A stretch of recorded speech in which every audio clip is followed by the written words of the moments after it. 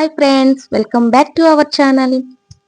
ఈరోజు బ్యాచిలర్స్ స్టైల్లో ఒక ఐటమ్ అయితే చూపిస్తాను. చాలా ఈజీగా 10 మినిట్స్లో అయిపోతుంది. బ్యాచిలర్స్ అనే కాదు, కాలేజ్కి వెళ్ళే వాళ్ళు కానీ, స్కూల్కి వెళ్ళే వాళ్ళకి కానీ, ఎవరికైనా బాక్స్ అనేది ఫాస్ట్గా పంపించాలి అంటే ఇదైతే యూస్ చేయొచ్చు. మన ఛానల్ ఎవరైనా సబ్స్క్రైబ్ చేయని వాళ్ళు ఎవరైనా చూస్తుంటే, కొత్తగా చూస్తున్న వాళ్ళు ఎవరైనా ఉంటే ప్లీజ్ సబ్స్క్రైబ్ చేయండి, లైక్ చేయండి. మీ సపోర్ట్ అనేది మాకు చాలా అవసరం. ఎందుకనంటే మీరు సపోర్ట్ చేశారంటే నేను కూడా కొంచెం నెక్స్ట్ లెవెల్కి అయితే వెళ్ళగలను.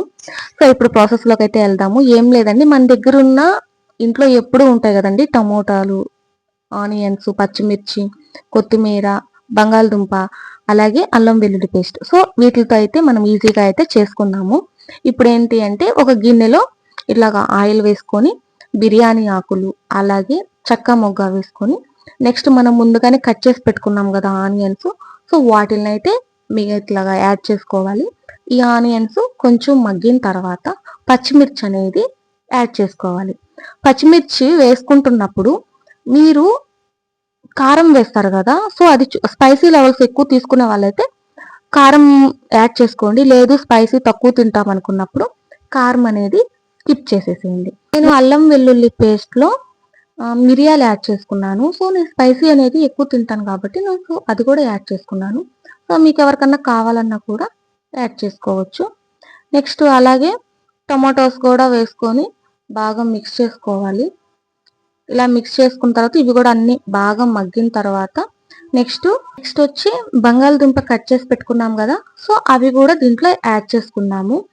అలాగే మనం ముందుగా అల్లం వెల్లుల్లి పేస్ట్ కూడా చేసాం కదా, సో దాన్ని కూడా యాడ్ చేసుకొని మొత్తం బాగా మిక్స్ చేసుకున్నాము. మిక్స్ చేసుకొని బాగా కొంచెం ఒక తలగా దీన్ని అలాగే పచ్చివాసన పోయేంత వరకు ఉంచుతాము.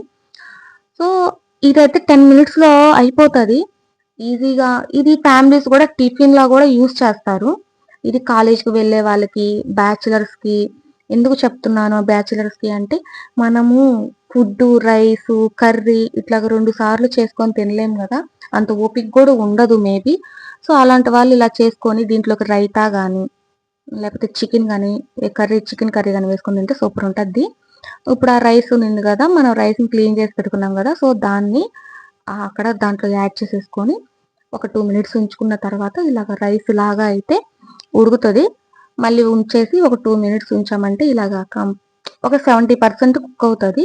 దీని పైనంతా కారం అంతా వచ్చేసి ఉంటుంది. సో దీన్ని బాగా మిక్స్ చేసుకోవడం వల్ల మళ్ళీ మొత్తం స్పైసీ అంతా బాగా మిక్స్ అవుతుంది, రైస్కి పడుతుంది. సో అలా మిక్స్ చేసుకొని ఇంకొక 1 మినిట్ బాగా కొంచెం వామ్ అవుతుంది కాబట్టి 1 మినిట్ అలా మూత పెట్టుకున్నాం అనుకోండి, వామ్ అయిపోతుంది.